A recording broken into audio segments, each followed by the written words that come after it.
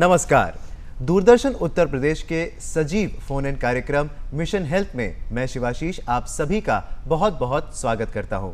Mission health एक ऐसा कार्यक्रम जो आपके जीवन से जुड़े हुए बहुत सारे पहलुओं को उजागर करता है और ढेर सारी जानकारियां भी प्रदान करता है, आपके स्वास्थ्य से जुड़ी हुई और आपके जीवन से जुड़ी हुई भी। तो चलिए बढ़ चलते हैं आज के भी एक ऐसे ही विषय की ओर। जब हम आयोडीन की बात करते हैं तो हम आपको बता दें कि ये एक हमारे लिए बहुत ही आवश्यक सूक्ष्म पोषक तत्व के रूप में सामने आया है। पेड़ों की लगातार कटान हो या फिर भूक्षरण हो, दोनों की वजह से ही जो मिट्टी की ऊपरी परत होती है उसमें आयोडीन की कमी पाई गई है और इसी वजह से परिणाम स्वरूप हमारे खाद्य पदार्थों में भी आयोडीन की कमी पाई जा रही है। और आयोडीन की कमी से ना सिर्फ आपकी मानसिक विकृतियां आती हैं बल्कि शारीरिक दोष भी पाए जाते हैं और ऐसे बहुत सारे दोषों का कोई इलाज भी नहीं है। तो इन्हीं सब बातों को ध्यान में रखते हुए कि आज है हमारा मुख्य विषय आयोडीन की कमी का नियंत्रण। तो आयोडीन की कमी का नियंत्रण इस मुख्य विषय पर बात करने के लिए आज हमारे साथ स्टूडियो में मौजूद हैं राज्य स्वास्थ्य संस्थान लखनऊ की अपर निदेशक डॉक्टर सुषमा सिंह जी। मैम, आपका बहुत बहुत स्वागत है कार्यक्रम मिशन हेल्थ। सभी दर्शकों का मेरा नमस्कार। और इन्हीं के साथ साथ मैं स्वागत करना चाहूँगा आप सभी का एक बार फिर से, जो हमें फ़ोन करके अपने सवाल पूछ सकते हैं। और स्टूडियो में आए हमारे बहुत सारे साथी भी हैं जो अपने सवाल पूछेंगे और इन्हीं सब बातों के साथ हम आगे भी बढ़ेंगे।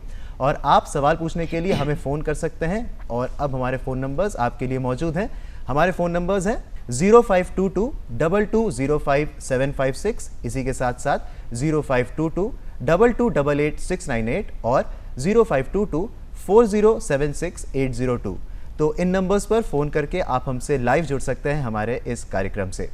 मैम, सबसे पहले आपसे मैं यही पूछना चाहूँगा कि आयोडीन जो है वो क्या है और ये क्यों हमारे लिए इतना आवश्यक है? देखिए, आयोडीन जो है प्रकृति में पाया जाने वाला एक पोषक तत्व है जो मूल रूप से मिट्टी में होता है। और हमारे शरीर में, हमारे गले में एक ग्रंथि होती है थायराइड ग्लैंड, जिसको हम हिंदी में गल ग्रंथि कहते हैं।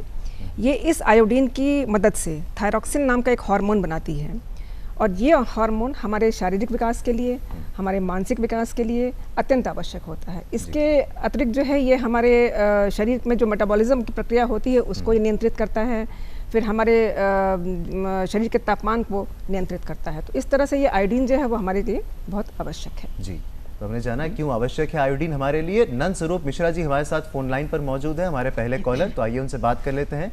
हेलो। हाँ, हेलो, नमस्कार सर। मैं नंद स्वरूप मिश्रा, बाराबंकी गांव बसोली पर सर। जी, मैं जानना चाहता हूँ एक व्यक्ति को उसको आयोडीन की कितनी जरूरत है, कितना नमक ले जिससे उसकी शरीर में आयोडीन की पूर्ति हो सके। जी, तो इनका सवाल मैम बेसिकली ये था कि कितने मात्रा में एक औसतन व्यक्ति को आयोडीन लेना चाहिए? देखिए, आमतौर पे औसत रूप में एक व्यक्ति को 150 माइक्रोग्राम आयोडीन प्रतिदिन लेना चाहिए। आपको जानकर हैरानी होगी कि ये जो मात्रा है 150 माइक्रोग्राम की, ये सुई की नोक के बराबर है। यानी कि हमको सुई की नोक के बराबर आयोडीन प्रतिदिन चाहिए। ये तो मैंने एक औसत व्यक्ति की बात की मैंने, लेकिन बच्चों में जो है वो इसकी आवश्यकता कम होती है। 5 साल तक के बच्चों को सिर्फ जो है 90 माइक्रोग्राम मतलब 90 माइक्रोग्राम आयोडीन प्रतिदिन चाहिए। 5 से 12 साल तक के बच्चों के लिए ये 120 माइक्रोग्राम आयोडीन चाहिए होती है। परंतु गर्भवती स्त्रियों की बात करें और दूध पिलाने वाली माताओं की, तो उनमें ये रिक्वायरमेंट बढ़ जाती है और उनको प्रतिदिन 250 माइक्रोग्राम आयोडीन की ज़रूरत जो है होती है। डॉक्टर साहिबा, ये तो हमने जान लिया कितने की ज़रूरत होती है, लेकिन अगर हम पर्याप्त मात्रा में आयोडीन का सेवन ना करें तो कौन कौन सी बीमारियां आ सकती हैं? अब आपसे ये जानना चाहेंगे। बिल्कुल।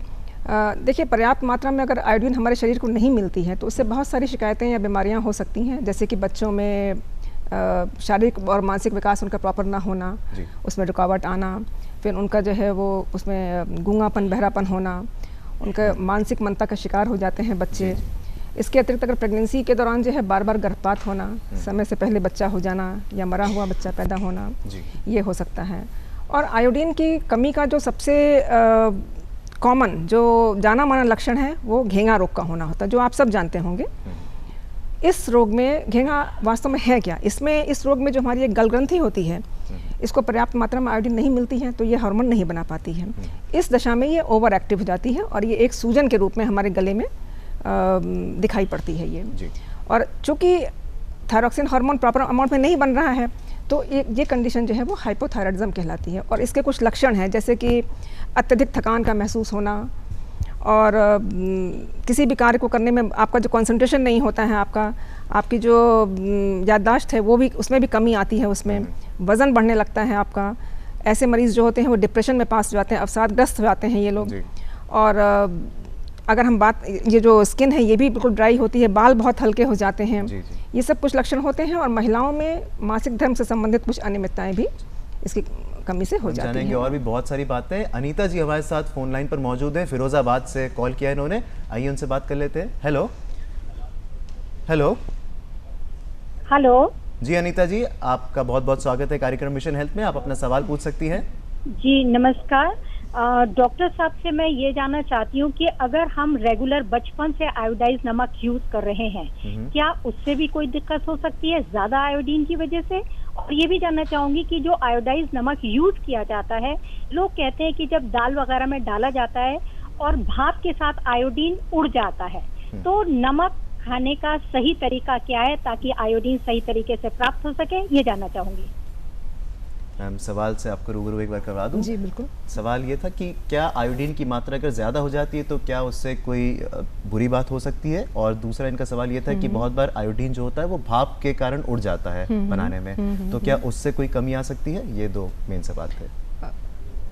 नहीं जी, इन्होंने जो पहला क्वेश्चन पूछा है वो ये पूछा है कि क्या हम अगर आयोडीन ज़्यादा मात्रा में अगर हो जाता है। देखिए, ये हमारे शरीर के इस ग्रंथि का ये खास वो है कि जब अगर आपके अंदर आयोडीन की कमी है तब तो ये लेगी और हार्मोन बनाएगी, और अगर नहीं है तो जो एक्स्ट्रा अमाउंट जो आयोडीन का है आपके शरीर में वो पेशाब के रास्ते निकल जाता है। तो जिस डोज की हमने बात करी, जिस हमने जो भी बताई कि कितने हमको चाहिए होती है, इस रेंज में इसमें कोई नुकसान नहीं होता है इसमें। दूसरा सवाल क्या था इनका? जो भाप की मात्रा में उड़ जाता है। हाँ जी, इन्होंने अच्छा ये प्रश्न पूछा है, क्योंकि आयोडीन जो होती है एक तो इसको नमी से बचाना होता है और ये गर्मी से ये जो है वाष्पशील होती है, तो आपको इसको गर्म जगह से दूर रखना होता है इसको। और जब आप खाना बना लें उसके बाद में नमक को डालें उसको, आप ये चीज़ को आपको ध्यान रखना पड़ेगा स्वाद अनुसार, और आयोडीन की मात्रा भी रहेगी उसमें पर्याप्त मात्रा में। स्टूडियो में अब हमारे साथ बहुत सारे साथी मौजूद हैं, तो आइए धीरे धीरे उनकी ओर भी बढ़ते हैं और उनके सवाल जान लेते हैं। अंकिता जी, आप अपना सवाल पूछ सकती हैं। मैम ये जानना चाहती हूँ कि उत्तर प्रदेश में ऐसे कौन कौन से क्षेत्र हैं जो आयोडीन की कमी से ग्रसित हैं? देखिए, आयोडीन की कमी तो लगभग सभी क्षेत्रों में कमोबेश है, मगर तराई वाले क्षेत्र में जो एरियाज़ हैं, जो क्षेत्र हैं, उनमें जो है इसकी ज़्यादा कमी है। अगर हम स्टार्ट करें तो देखिए, ऊपर सहारनपुर, मुजफ्फरनगर, रामपुर, बरेली, पीलीभीत, गोंडा, बहराइच, गोरखपुर, देवरिया, इन सब क्षेत्रों में जो है वो आयोडीन की ज़्यादा कमी है, उससे प्रभावित हैं ये क्षेत्र। तो ये सारे वो क्षेत्र हैं जो प्रभावित हैं। आइए और जान लेते हैं। किशोर हमारे साथ मौजूद हैं यहाँ पर स्टूडियो में, आप अपना सवाल पूछ सकते हैं किशोर। मैम, डेली लाइफ में आयोडीन की कमी की मात्रा की पूर्ति कैसे की जा सकती है? जी हाँ, मैं बताना चाहूँगी, हमारा शरीर जो है आयोडीन नहीं बना सकता, तो इसके लिए हमको बाहर से ही आयोडीन लेने की ज़रूरत है हमको। तो आयोडीन की कमी की रोज़ाना जो ज़रूरत होती है उसको पूरा करने का सबसे सरल, सस्ता और सुगम उपाय है आयोडीन युक्त नमक का सेवन। यदि हम रोज़ इस आयोडीन युक्त नमक का सेवन करें तो हम इसकी कमी से होने वाली बीमारियों से बच सकते हैं हम। जी मैम, बहुत बार ऐसा देखा गया है कि जो बच्चे होते हैं, छोटे बच्चे होते हैं, उन पे ये सबसे ज़्यादा असर करता है, चाहे हम मानसिक बात करें या शारीरिक हिसाब से बात करें। तो खास करके अगर बच्चों की बात करें तो वो कौन सी कमियां हैं जो आयोडीन की कमी की वजह से आ जाती हैं उनमें?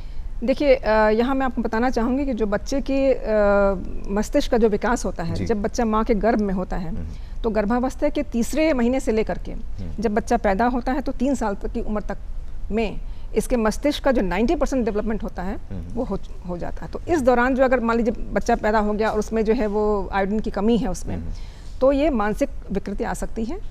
ऐसे बच्चे जो होते हैं वो मानसिक मंदता का शिकार हो जाते हैं। और ये देखा गया है कि जो बच्चे जिनमें आयोडीन की कमी होती है उनका जो IQ होता है लगभग 10 से 13 पॉइंट तक कम होता है उन बच्चों की अपेक्षा जिनमें कि आयोडीन की कमी नहीं होती है। तो ये बहुत बड़ी चीज़ है कि इसकी कमी को रोकना बहुत ज़रूरी है, ताकि हम अपने इन बच्चों को जो है मानसिक मंदता का शिकार होने से बचा सकें। इसके अतिरिक्त अगर आयोडीन की कमी होती तो शारीरिक विकास में उनका जो है वो उस पर भी असर पड़ता है। इनका जैसे कद छोटा रह जाता है, प्लस जो ये हमारी जो लॉन्ग बोन्स होती हैं इनके ग्रोथ में जो थोड़ा सा रुकावट सी होती, गड़बड़ी सी होती है, तो इन बच्चों को चलने फिरने में कठिनाई होती है। और चूंकि ये बच्चे मानसिक मंदता का शिकार होते हैं, इनकी जो सीखने समझने की शक्ति होती है वो भी कम हो जाती है। जल्दी थकते हैं बच्चे, और बच्चों की अपेक्षा ये जल्दी थक जाते हैं, तो इनका मतलब पढ़ाई लिखाई में भी मन नहीं लगता है। तो इन सब चीज़ों से जो है ये असर जो है बच्चों में पड़ता है। ये तो ये छोटे बच्चों के लिए बहुत ही ज़्यादा इस तरीके से बातें सामने आ रही हैं, तो इन ज़रूर बातों का ज़रूर ध्यान रखें। और इसी तरीके से बहुत सारे और भी सवाल हैं जो हमारे साथी यहाँ पर मौजूद है वो पूछना चाहेंगे। विनय जी, आप अपना सवाल पूछ सकते हैं। पूछना चाह रहा हूँ कि मार्केट में नमक के कई ब्रांड आ रहे हैं, तो क्या सभी ब्रांडों में क्या आयोडीन पाया जाता है? यहाँ मैं बताना चाहूँगी आपको कि खाद्य अपमिश्रण अधिनियम 1954 PFA एक्ट 1954 जो है उसके अकॉर्डिंग आपके खाने में जो नमक प्रयोग होता है उसमें आयोडीन का होना अनिवार्य है। हमारी जो केंद्र सरकार है उसके द्वारा भी आयोडीन रहित नमक की भंडारण और बिक्री पर रोक लगा हुआ है। तो आप जब भी कोई नमक का पैकेट खरीदें तो उस पर ये ज़रूर देखें कि उस पर लिखा हुआ होना चाहिए कि ये आयोडीन एक नमक है, इसमें पर्याप्त मात्रा में आयोडीन है, उसका कब का बना हुआ है, कब तक उसको इस्तेमाल करना है, ये सब चीज़ें देख करके ही आप फिर जो है वो नमक का पैकेट खरीदें आप। जी, बहुत ही महत्वपूर्ण जानकारी है हमने अभी प्राप्त करी। और इसी तरीके से प्राची जी हमारे साथ मौजूद हैं स्टूडियो में, आप अपना सवाल पूछिए। हेलो मैम, मेरा क्वेश्चन ये है कि अगर हम किसी आयोडीन की कमी वाले क्षेत्र में नहीं रह रहे हैं तो क्या फिर भी हम आयोडीन वाला नमक ले सकते हैं? बिल्कुल ले सकते हैं। कारण सिर्फ ये है कि मैं बताना चाहूँगी आपको कि जो हमारी ये गलग्रंथि होती है, ये जब अगर हमारे शरीर में आयोडीन की कमी है तब तो ये उस आयोडीन को जो आप ले रही हैं वो लेगी और वो हार्मोन बनाएगी। अन्यथा अगर आप आयोडीन की भरपूर जगह तो खैर कहीं भी नहीं है, लेकिन अगर आप रह रही हैं उस क्षेत्र में तो और आपके शरीर को ज़रूरत नहीं है उसकी, तो जो आप आयोडीन नमक में ले रही हैं उसको ये थायराइड ग्लैंड जो है पिक नहीं करेगी, उसको नहीं लेगी, और वो थायराइड आपके यूरिन के साथ वो आयोडीन जो है आपके यूरिन के साथ बाहर निकल जाएगी। तो इससे कोई वो नहीं है, आप ले सकते हैं आयोडीन युक्त नमक को ले सकते हैं आप। मैम, ये तो हमने जान लिया कि आयोडीन युक्त नमक को हम लोग ज़्यादा मात्रा में भी ले सकते हैं, उससे कोई नुकसान नहीं पहुंचेगा। लेकिन अगर हम बात करते हैं गर्भ में पल रहे शिशु की, तो अगर तब हम ध्यान ना दें तो बहुत सारी ऐसी बातें भी उजागर हो सकती हैं, तो इसके बारे में आपसे अब जानना चाहेंगे। जी हाँ, मैंने अभी आपको बताया कि जब बच्चा गर्भ में होता है माँ के, तो उस तीसरे महीने से उसके जो है वो ब्रेन का जो है डेवलपमेंट शुरू हो जाता है। तो इस दौरान अगर जब बच्चा माँ के पेट में है, कमी होती है, तो बच्चे का मानसिक विकास ठीक से नहीं होता है और ये बच्चा पैदा होने के बाद जो है मेंटली रिटार्डेड होता है, मानसिक मंदता का शिकार होता है। अगर जो है वो इसके अलावा जो है वो प्रेगनेंसी के दौरान अगर जो है ये कमी होती है तो बार बार गर्भपात हो सकता है, समय से पहले जो डिलीवरी हो सकती है, बच्चा मरा हुआ भी पैदा हो सकता है। एक बात और बताऊंगी कि अगर गर्भावस्था के दौरान जो है ये आयोडीन की बहुत ज़्यादा कमी है, मतलब कुछ ज़्यादा ही कमी है, तो ऐसी दशा में क्रेटिन बच्चा पैदा होता है। अब आप जानना चाहेंगे कि क्रेटिन बच्चा क्या होता है। जी। क्रेटिन बच्चा जब पैदा होता है तो इस बच्चे में अपरिवर्तनीय, जिसको हम चेंज नहीं कर सकते, अपरिवर्तनीय ब्रेन डैमेज हो जाता है। तो ये मंद बुद्धि बच्चा पैदा होता है। ऐसे बच्चों में जो है वो जन्म से ही जो है बहरापन, गूंगापन होता है, आँखों में भेंगापन होता है, ये बौने कद के होते हैं, स्किन बहुत ड्राई होती है। तो ये सब जो चेंजेस होते हैं ये अपरिवर्तनीय हैं। इनको अगर हम चाहें कि अब हम आयोडीन दे करके इसको हम ठीक कर सकें तो हम नहीं कर सकते हैं। ये सब चेंजेस जो हैं गर्भावस्था में आयोडीन की कमी होने से ये सब चीज़ें हो सकती हैं। तो जानेंगे और भी महत्वपूर्ण बातें इस कार्यक्रम के दौरान, लेकिन फिलहाल आगे बढ़ने से पहले लेते हैं एक छोटा सा ब्रेक। आप देख रहे हैं हमारा सजीव फोन इन कार्यक्रम मिशन हेल्थ, जहां पर आज हम बात कर रहे हैं हमारे विषय के ऊपर जो है आयोडीन की कमी का नियंत्रण। और इस विषय पर बात करने के लिए हमारे साथ स्टूडियो में मौजूद हैं डॉक्टर सुषमा सिंह जी, और बहुत सारे सवालों का जवाब हमने पाया है और बहुत सारी चीज़ें हम जान भी रहे हैं। स्टूडियो में उपस्थित हमारे बहुत सारे साथी भी हैं, तो अब आइए बढ़ते हैं आगे और जानते हैं उनका अगला सवाल। विजय जी, आप अपना सवाल पूछ सकते हैं। डॉक्टर नमस्कार। नमस्कार डॉक्टर, नमक में आयोडीन क्यों मिलाया जाता है? क्या इसको हम दवा की तरह ले सकते हैं? हम इसको दवा की तरह भी ले सकते हैं, लेकिन दवा के रूप में अगर हम इसको कैप्सूल या टैबलेट के रूप में लेंगे तो हमें जीवन पर्यंत जो है वो दवा खानी पड़ेगी। और हम आप सब जानते हैं कि हम दवा का रोज़ ले पाना बिना नागा थोड़ा मुश्किल काम है। कि जैसा हम लोग सामान्य जीवन में देखते हैं कि कुछ दिन खाई, फिर कम हो गई, फिर वो छूट गई, नहीं मंगा पाए, और समस्त जनमानस को हम दवा के रूप में आयोडीन नहीं दे सकते हैं क्योंकि सबके द्वारा लिया भी नहीं जाएगा ये। तो इन सब चीज़ों को देखते हुए जो है भारत सरकार द्वारा जो है यूनिवर्सल सॉल्ट आयोडाइजेशन का प्रोग्राम शुरू किया गया, जो हमारे यहाँ 1986 से चल रहा है, शुरू हुआ है। तो इसके तहत जो है वो नमक में आयोडीन मिलाया जाता है। अब आपने पूछा कि नमक में ही क्यों, तो नमक में इसलिए मिलाया जाता है कि नमक एक ऐसी वस्तु है जो चाहे वो बच्चा हो, बड़ा हो, बूढ़ा हो, गांव में रहता हो, शहर में रहता हो, इर्रेस्पेक्टिव ऑफ कैसा मौसम है, गर्मी है, सर्दी है कि क्या है, पढ़ा लिखा है या अनपढ़, सब लोग जो है वो नमक को इस्तेमाल करते हैं और रोज़ इस्तेमाल करते हैं। तो ये इसलिए जो नमक में आयोडीन मिलाया गया है। तो ऐसी बहुत सारी बातें हैं जो इंटरेस्टिंग भी हैं और बहुत सारी बातें जानने को मिलेंगी भी। फिलहाल हमारे साथ एक और कॉलर जुड़ चुकी है हमारे साथ, शिवानी जी हैं, बहराइच से हमारे साथ मौजूद हैं। आइए उनसे बात कर लेते हैं। हेलो। हेलो, नमस्कार जी शिवानी जी, आपका बहुत बहुत स्वागत है, आप अपना सवाल पूछ सकती हैं। मेरा सवाल ये है कि हम आयोडाइज नमक को कैसे पहचानेंगे और हमें कैसे पता चलेगा कि नमक में आयोडीन है? जी, नमक में आयोडीन जो का पता कैसे चलेगा, ये मैंने अभी बताया भी था, फिर बताती हूँ कि जो आप पैकेट खरीदें उस पर जो ये ज़रूर देखें कि उस पर लिखा हो कि ये आयोडीन युक्त नमक है और इसमें आयोडीन की पर्याप्त मात्रा है। पर्याप्त मात्रा से मतलब होता है कि कंज्यूमर लेवल पे जो है वो इसमें आयोडीन 15 ppm से कम नहीं होनी चाहिए उसमें। तो ये सब देख के लें और इसके पश्चात भी अगर आपके मन में शंका है कि हम कैसे जानें कि नमक में आयोडीन है या नहीं है, तो एक छोटी सी किट आती है, सॉल्ट टेस्टिंग किट बोलते हैं उसको उससे टेस्ट करके आप देख सकते हैं कि आपके नमक में आयोडीन है अथवा नहीं है। इसके अतिरिक्त आप हमारे संस्थान में नमक की जांच करने के लिए भेज सकते हैं, वहाँ पर इसकी जांच होगी जो कि पूर्णतः निःशुल्क है जी। तो वहाँ आपको जांच करा के देख सकते हैं। तो बहुत ही महत्वपूर्ण जानकारी एक बार फिर से, और इसी के साथ बढ़ते हैं एक बार फिर से हमारे साथियों की ओर। दीप्ति जी, आप अपना सवाल पूछ सकती हैं। डॉक्टर, क्या गर्भवती स्त्रियां, छोटे बच्चे या बीमार व्यक्ति आयोडीन युक्त नमक का सेवन कर सकते हैं, और अगर करते हैं तो कोई अन्य समस्या तो नहीं उत्पन्न? जी नहीं, गर्भवती स्त्रियां हों, बच्चे हों या बीमार व्यक्ति हों, हर किसी को आयोडीन युक्त नमक लेना ही चाहिए। मैं पहले भी बता चुकी हूँ आपको कि गर्भवती स्त्रियों में, छोटे बच्चों में से कितनी ज़रूरत होती है, तो इसको उनको लेना ही चाहिए और इसका कोई जो है वो साइड इफ़ेक्ट नहीं है इसका। तो वो सारे आप कमियां दूर कर सकते हैं और ये सब के लिए आयोडीन युक्त नमक, और ये इस बारे में और भी बातें जानेंगे। फिलहाल हम बढ़ते हैं शुभा की ओर। शुभा जी, आप अपना सवाल पूछ सकती हैं। नमस्ते डॉक्टर साहिबा, मैं ये पूछना चाहती हूँ कि आयोडीन जो नमक है वो दिखने में और स्वाद में साधारण नमक की तरह होता है या कुछ अलग होता है? देखिए, मैं बताना चाहूँगी आपको कि साधारण नमक में ही आयोडीन मिलाया जाता है जहाँ ये नमक बनता है। यहाँ ये भी बता दूँ आपको कि हमारे उत्तर प्रदेश में नमक नहीं बनता है, हमारे यहाँ नमक जो है गुजरात से और राजस्थान से आता है।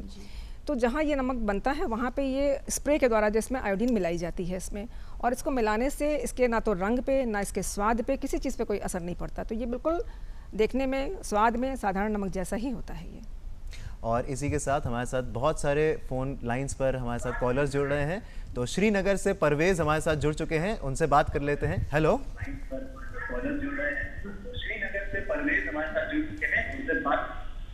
हेलो जी परवेज़ जी, आपका बहुत बहुत स्वागत है, आप अपना सवाल अब पूछ सकते हैं। हाँ जी, एक्चुअली मेरा जो सवाल है जी, ये जो डिफिशिएंसी ऑफ आयोडीन जो है, is it related with thyroid gland जो हमारी होती है? Does it affect our thyroid gland, that's why it creates goitre? और अगर थायराइड ग्लैंड पे असर करता है तो how does it create that effect that we are creating, then it causes goitre in our body? जी हाँ, मैं इनका क्वेश्चन समझ गई है, क्या पूछना चाह रहे हैं। ये पूछना चाह रहे हैं कि आयोडीन जो है वो का हमारी थायराइड ग्लैंड पे क्या असर पड़ता है, जो हमें घेंगा रोग हमने बताया कि वो क्यों होता है। तो देखिए, ऐसा है ना कि नॉर्मल प्रोसीजर में ये ग्लैंड जो है जो आयोडीन मिलती है उसको लेती है, उसे हार्मोन बनाती है। जब ये आयोडीन की कमी होती है तो ये पूरी मात्रा में, पर्याप्त मात्रा में थायरॉक्सिन नहीं बना रही है। उस दशा में ये ग्लैंड जो होती है ओवर एक्टिव हो जाती है। उस कमी को पूरा करने, कंपनसेट करने के लिए, चूँकि हमारा TSH लेवल बढ़ता है तो उससे ये इसको जो स्टिमुलेट करता है कि और हार्मोन बनाने के लिए, तो उस दशा में ये ग्लैंड हमारी ओवर एक्टिव होती है और धीरे धीरे ये बढ़ने लगती है, जो कि घेंगा के रूप में, गॉइटर के रूप में जो है वो हमको दिखाई पड़ती है ये। तो मैम ये सब इंटर रिलेटेड है आपस में? जी बिल्कुल। तो चलिए इसी के साथ हम और भी बातें जानेंगे। यश हमारे साथ मौजूद है स्टूडियो में, आप अपना सवाल पूछ सकते हैं। यश मैम, खाने में ऐसी कौन सी चीज़ लें जिसमें आयोडीन ज़्यादा मात्रा में पाया जाता है? आपने बहुत अच्छा सवाल पूछा है। खाने में जो प्रचुर मात्रा में जिन चीज़ों में आयोडीन होती है वो हैं समुद्री वनस्पतियाँ या समुद्री खाद्य पदार्थ, जिसको हम सी फूड्स भी कहते हैं। बट अनफॉर्चुनेटली हमारे जो सेटअप में, हमारे देश में जो है इसका उतना चलन नहीं है, लोग इतना नहीं खाते हैं इसको, सी फूड्स को, और इसकी अवेलेबिलिटी भी नहीं है, इतना ये उपलब्ध भी नहीं है और कॉस्टली भी है। तो महंगा होने की वजह से हर कोई इसको नहीं खा सकता और हमारे यहाँ इसका चलन भी नहीं है खाने का। इसके अतिरिक्त जो है हमें जो डेयरी उत्पाद होते हैं, जैसे कि दूध, दही, पनीर, अंडा, मांस, मछली और अनाज, इन सब से जो है हमें आयोडीन मिलता है। मगर ये निर्भर करता है कि वो अनाज कैसी मिट्टी में पैदा हुआ है। आयोडीन की कमी वाली मिट्टी में अगर पैदा हुआ है तो उस अनाज में भी हमें जो है, अनाज या फल सब्जी जो भी है उसमें हमें आयोडीन कम मिलेगी हमको। और अगर हम इसी आयोडीन की कमी वाली मिट्टी में पैदा हुए चारे को अपने हम पशुओं को खिलाते हैं तो जो उनसे हमें ये मिल रहा है दूध और अंडा वगैरह जो मिल रहा है उसमें भी आयोडीन पर्याप्त मात्रा में नहीं होगी, उसमें भी आयोडीन की कमी हो जाएगी उसमें। तो बहुत ही महत्वपूर्ण बातें मैम आपने बताई किस तरीके से कौन कौन सी चीज़ें ज़रूरी हैं। और इसी के साथ दिनेश हमारे साथ मौजूद हैं स्टूडियो में। दिनेश, आप अपना सवाल पूछ सकते हैं। सर, मैं ये पूछना चाहता हूँ, क्या आयोडीन नमक को साधारण नमक की तरह भी भंडारण किया जा सकता है? देखिए, आयोडीन युक्त नमक के भंडारण में थोड़ा प्रिकॉशन लेना होता है, क्योंकि मैंने बताया कि ये पानी में नमी से इसको बचाना होता है, पानी में घुलनशील होता है। दूसरे गर्मी से इसको जो बचाना होता है, तो इसको आप जब इसका भंडारण करें, अगर इंडस्ट्रियल लेवल पे बात करें, होलसेलर्स के लेवल पे करूं, तो उनको जो अपने यहाँ जब भंडारण करते हैं तो इसको शेड में रखना चाहिए, धूप में ना रखें और ज़मीन पे डायरेक्ट ना रखें। जो ये लोग इस भंडारण करते हैं तो उसमें जो है वो लकड़ी का रैक हो जिस पे उन बोरियों को रखें और 2 रोज़ के बीच में जो थोड़ा सा जगह होनी चाहिए जिससे थोड़ा हवा का सर्कुलेशन हो। घरों की बात करें तो अक्सर ये देखा गया है कि घरों में जब नमक का पैकेट लाते हैं उसको काटा, खोला और उसके बाद जो है वो रख दिया, नमक निकाला और डाल दिया सब्जी में, फिर वो पड़ा हुआ ऐसे खुला पड़ा हुआ, अगले दिन या जब भी दोबारा चाहिए उसी में से निकाला और डाल दिया। ऐसा नहीं करना चाहिए। इसको स्टोर करने के लिए आपको एक सूखी शीशी में इसको रख के एक सूखी चम्मच डाल दीजिए, उसको बंद करके रखिए। जब आपको ज़रूरत हो शीशी को खोलिए, उसमें से चम्मच से निकालिए और डाल दीजिए, फिर बंद करके रख दीजिए। दूसरी बात जो बहुत कॉमन प्रैक्टिस है कि जहाँ गैस पे हम लोग चूल्हे पे खाना बनाते हैं उसके पास ही वो नमक की शीशी रखी होती है, तो कोशिश करें कि उस नमक को गर्मी से हटा के थोड़ी दूर रखें उसको। तो ये सब चीज़ें कुछ प्रिकॉशन है जो आपको इसके भंडारण के समय लेना चाहिए। तो नमी और गर्मी से दूर रखें और इसी बात के साथ आगे ज़रूर बढ़ेंगे। फिलहाल लेते हैं एक छोटा सा ब्रेक। ब्रेक के बाद स्वागत है कार्यक्रम मिशन हेल्थ में और हम जान रहे हैं बहुत सारी बातें आज आयोडीन की कमी का नियंत्रण के विषय के ऊपर। तो स्टूडियो में हमारे साथ दीप्ति जी मौजूद हैं। दीप्ति जी, आप अपना सवाल पूछ सकती हैं। हम कैसे पहचान सकते हैं कि जो मार्केट में अवेलेबल है नमक वो आयोडीन युक्त ही? मैंने आपको पहले भी बताया कार्यक्रम के दौरान कि आप पैकेट पे देखें कि उस पर आयोडीन युक्त नमक लिखा है, यदि उस पर लिखा है उसमें उसकी मात्रा लिखी हुई है, ये सब देख लें आप। उसके बाद भी अगर आपको जो है लगता है कि नहीं हम कैसे जांच करें इसको, तो आप उसको टेस्टिंग हमारे लैब में करा सकती हैं आप। जी, तो जांच के बाद अब आइए आगे बढ़ते हैं और आखिरी सवाल की ओर। दिनेश जी, आप अपना सवाल पूछ सकते हैं। नमस्कार, मैं ये जानना चाहता हूँ कि क्या पशुओं को भी आयोडीन युक्त नमक देना चाहिए? जी हाँ, ज़रूर देना चाहिए, इसलिए कि जो हमारे ज़मीन में जो चारा हम दे रहे हैं, उग रहा है, दे रहे हैं, उसमें आयोडीन की मात्रा उतनी नहीं है। तो यदि हम अपने जानवरों को आयोडीन युक्त नमक देंगे तो उनसे जो मिलने वाले उत्पाद हैं उनमें हमें जो है आयोडीन की अच्छी मात्रा मिलेगी, इसलिए हमें जानवरों को भी देना चाहिए और उनमें भी। खुशबू जी हमारे साथ फोन लाइन पर मौजूद हैं इटावा से, आइए उनसे भी बात कर लेते हैं। हेलो नमस्ते मैम, मैं खुशबू बात कर रही हूँ इटावा से। मैम, मैं ये पूछना चाहती थी कि बहुत लोग कहते हैं कि हल्दी में भरपूर मात्रा में आयोडीन की मात्रा पाई जाती है, तो ये कहाँ तक सही है मैम? हल्दी भी तो आखिर उसी ज़मीन से उग रही है ना, जिसमें जो है जिसमें हम अन्य सब्जियां और फल की अनाज की बात कर रहे हैं, तो बहुत मात्रा में तो आयोडीन उसमें भी नहीं रहेगा। यदि वो आयोडीन की कमी वाले क्षेत्र में उग रही है तो उसमें भी तो आयोडीन की कमी रहेगी जी। तो और ये शुरुआत में बताया गया था और इसी तरीके से बहुत सारी बातें आज हमने जान ली हैं। तो आइए अब बढ़ चलते हैं चलते चलते की ओर।